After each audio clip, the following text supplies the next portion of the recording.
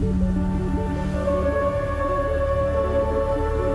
welcome Senior Vice President and Director of IBM Research, Darío Gil.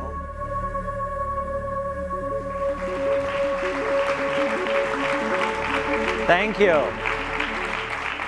Thank you, and good morning, and welcome to the IBM Quantum Summit. You're all looking great. It's great to have all of you here in New York. We haven't been able to be together since 2019, and you're in for a treat today, right? We're going to share so many fascinating advancements that are happening in the world of quantum computing, and we're going to have an opportunity to have a great dialogue. I have the enormous privilege of being the director of IBM Research. And as the director of research, what gives me, an enormous joy every day is to be able to work in a community of scientists and engineers and designers of every possible background. We have mathematicians and electrical engineers and computer scientists and physicists and mathematicians of every kind.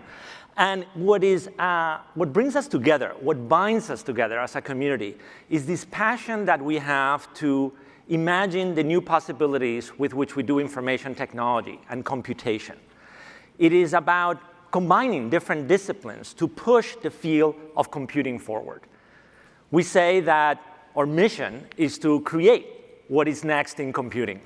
And simply put, we're living in a moment where computing, with a capital C, as I like to call it, is going through one of the most exciting moments since the advent of digital computers in the 1940s. And what we are witnessing is going to be the convergence of a set of technologies and methodologies. I like to summarize it as bits plus neurons plus qubits coming together in an environment of a hybrid cloud computing fabric. And this convergence and the advances that we are going to be sharing with you today in the world of quantum is going to have such profound implications to our businesses, to government, to our society, and being able to live in this moment where we get to see the frontiers of all of these technologies is something that I think we should all celebrate and enjoy, basically, every minute of the day that we get a chance to push these areas forward.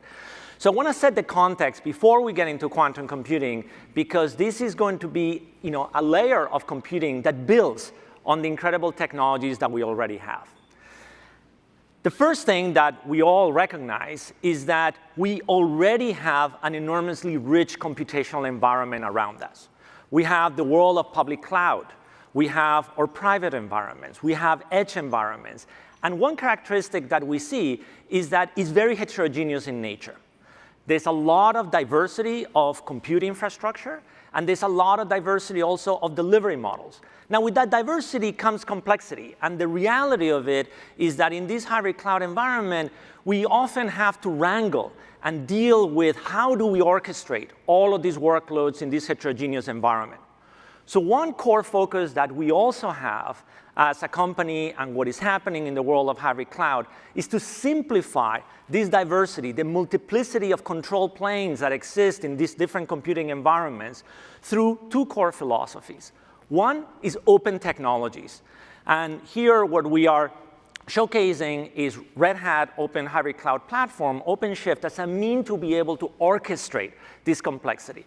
And the second element of it is abstractions, being able to have a more unified control plane built on open technologies that allows us to then tap into the power of this distributed and heterogeneous environment as if it felt like a single computer. So the vision that we have forward on orchestrating this capability is to be able to deliver more choices as more providers and the full ecosystem that provides cloud-native services of all scales become available to us, to allow in our developer environments less time to develop and to bring costs down through choice by 60%. So this vision is a vision of frictionless multi-cloud computing. It's the idea of treating the cloud and the heterogeneous environment as if it felt like it was a single computer. The second macro trend that we're also witnessing that builds this foundation of technology in computing is, of course, the world of AI. And in the world of AI, what we've also witnessed from an infrastructure and a software development environment is the power of specialized compute architectures, like accelerators and GPUs. But we've also witnessed that we've had to deal with also a lot of fragmentation. Everything from having your GPU under your desk to be able to do models, to small local clusters, to environments that you have on different public clouds. But the reality is like wrangling with all of these choices and the whole stack has been complex. So similarly to what I was describing in the world of hybrid cloud, we have a tremendous focus to create a more unified full stack environment, again, built on open technologies and abstractions to enable cloud-native AI-centric supercomputing. And what you're seeing here by combining these areas, and in the future, by the way, we're also making significant investments to create the next generation of accelerators that are native to the neural network workloads that, that are the heart of AI, sort of beyond the GPU approach. When you combine this with the massive changes that we're seeing in AI on the topic of self-supervision on large parameter models or foundation models, what we are also seeing is that you can increase the methodology and the productivity which you can develop AI pipelines and create derivative models from those foundation models by a factor of 10x. And we've seen this recently as an example in the way we have delivered Project Wisdom, that you can look it up, to assist the developer in Red Hat, in Ansible environments, to be able to program and assist with the programming environment as you are doing IT automation. So in this context, the base in which we're going to add now the layer of quantum computing starts with the realization that bits and neurons in this hybrid cloud is allowing us to create this cloud-native AI-centric supercomputing. Which brings us to the heart of today. The third element of that equation is going to be enormously profound. And this is the world of quantum-centric supercomputing that is going to add to these layers. And in this vision, we are going to have both classical and quantum resources that need to be integrated and orchestrated. The classical resources will involve everything from the orchestration of workflows to a quantum serverless environment in which we're going to abstract the complexity of this infrastructure to the user and to the developer so that they don't have to deal with all of these issues, and the ability to create nested programs and also program optimization, including circuit knitting, which we will have a chance to discuss today. Now, that environment is going to allow us to tap into not only single computational nodes, where again there is classical and quantum orchestration that needs to happen, enabled by Qiskit runtime as a service, but also importantly to the fact that we have a distributed quantum network where we have multiple computational quantum nodes that also we can tap into. And we're going to see how this vision is going to come a reality with a number of exciting announcements. So in this vision, just like we were talking about bits and neurons coming together in AI-centric supercomputing, we are going to bring bits and qubits together in quantum-centric supercomputing. So what are some of the major accomplishments that we are going to get a chance to go into a lot of detail today in making this a reality? The advancements focus on three core dimensions of how to increase performance of our quantum systems, the value that these systems provide, and the adoption, the community that is taking advantage of these areas and growing quantum. So on performance, the dimensions in which progress is measured is the scale of the processors and the systems that we can create, the quality, how well they obey quantum mechanics, and the speed of these systems. And we measure them through the number of qubits that we have, the quantum volume of the systems, and CLOPS, the circuit layer operations per second. How fast do they run? So these are the three core dimensions.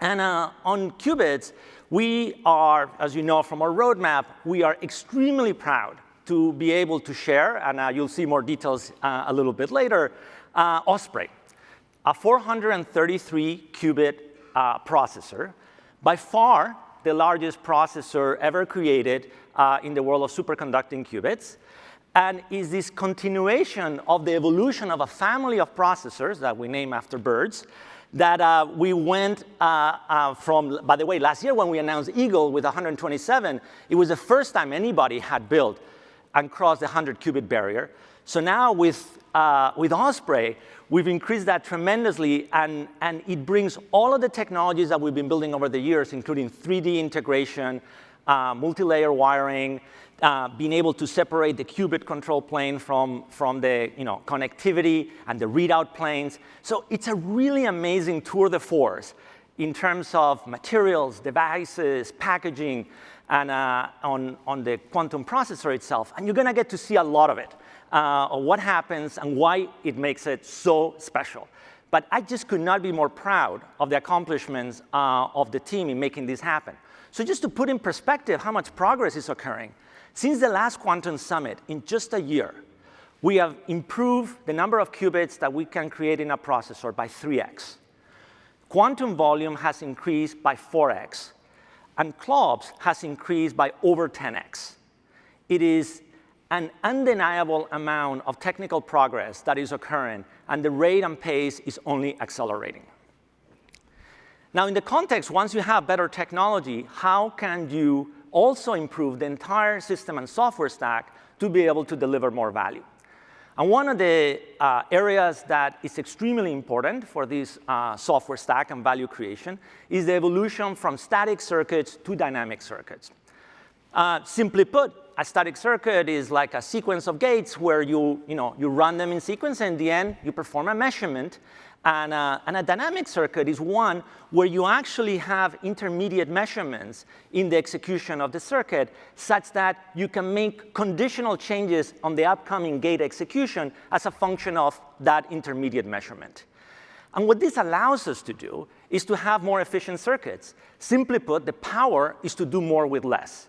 We have limited amount of time with which to execute our circuit, driven by coherence, and with dynamic circuits, we can greatly improve what the quality of those circuits are and what we can achieve within the window of the coherence time that we have.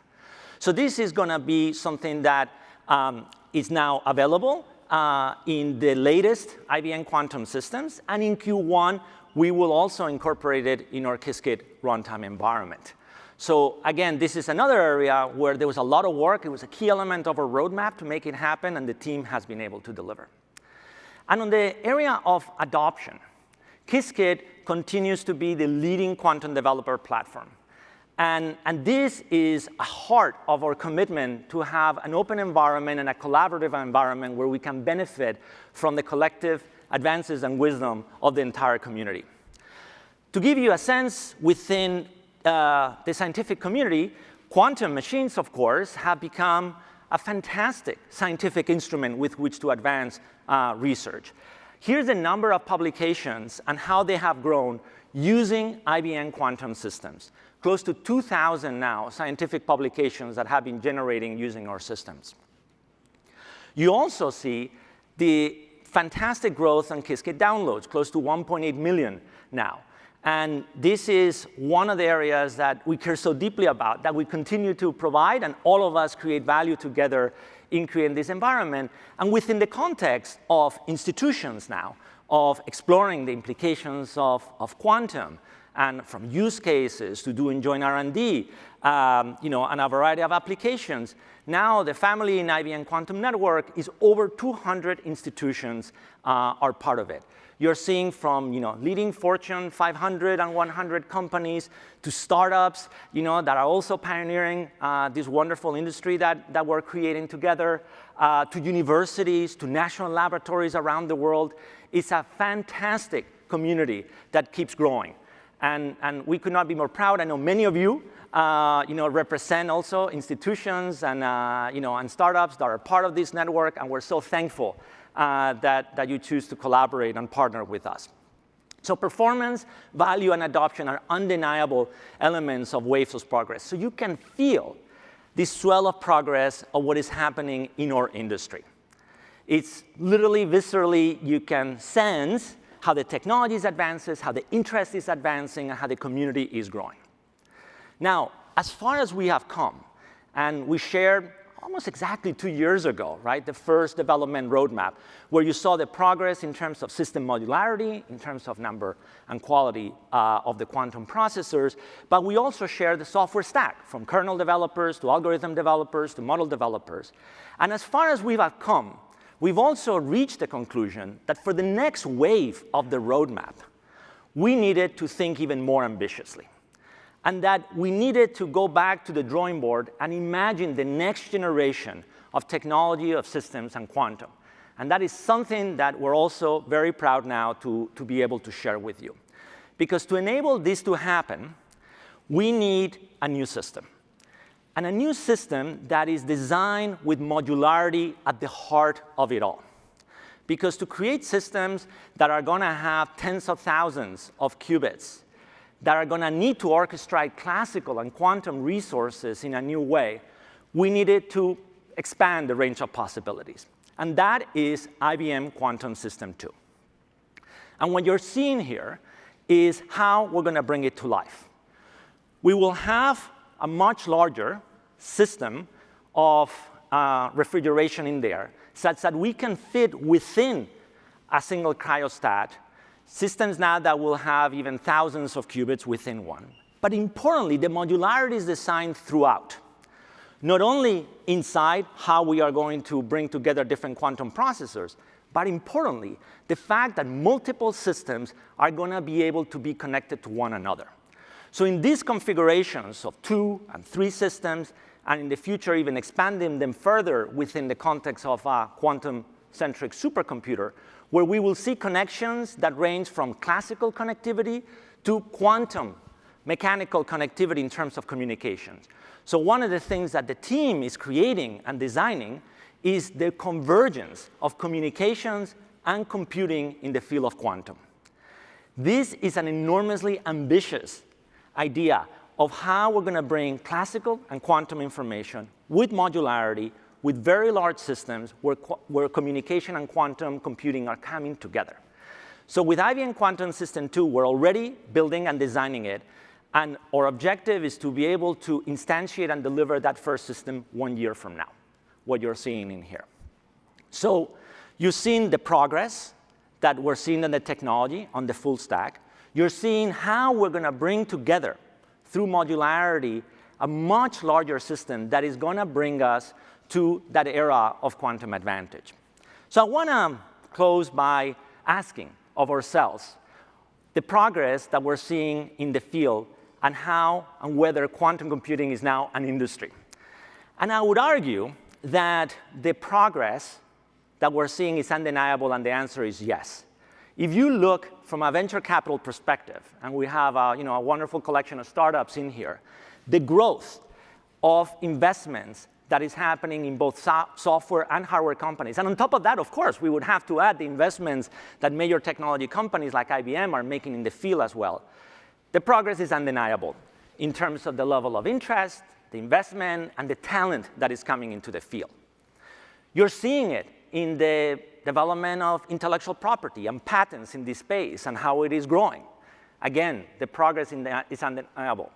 This is all fed by advances in the scientific community, right, of continuously to think through and create new ideas and push the limits forward. And you're seeing this also in the growth of publications related to quantum computing. Across all of these spaces, we are seeing and we are a proud member of that industry and to push the frontiers of the quantum industry. For IBM Quantum, our mission is twofold. It is to bring useful quantum computing to the world, and today is going to be a wonderful expression of the progress we're making on that front. And second, to make the world quantum safe. We all know also the implications that quantum computing will have and the evolution towards quantum-safe cryptographic protocols is going to be also a central element of our effort, of our talent, and of our community development. That is the dual mission of IBM Quantum. And at the heart of all of this is a community. It's a community through Qiskit, and it's a community through our university and partner network that we have. And this is the area where you get the sense that there is indeed this swell of progress. When you see the energy and the enthusiasm that we all get to witness in the world of quantum, how much appetite there is to learn, to contribute, to shift careers into this new area, you know that we are together onto something really big. And this is just the beginning of that momentum. And as more and more talent comes into the field, the rate of progress is only going to accelerate. So I close by sharing with you what I really believe in my heart, and that is that the future of quantum is all of us who are here and this extended community, and that we have an incredibly bright future, and you're going to get a chance now to be wowed by the depth of progress and the sheer amount of things that we're going to be announcing today.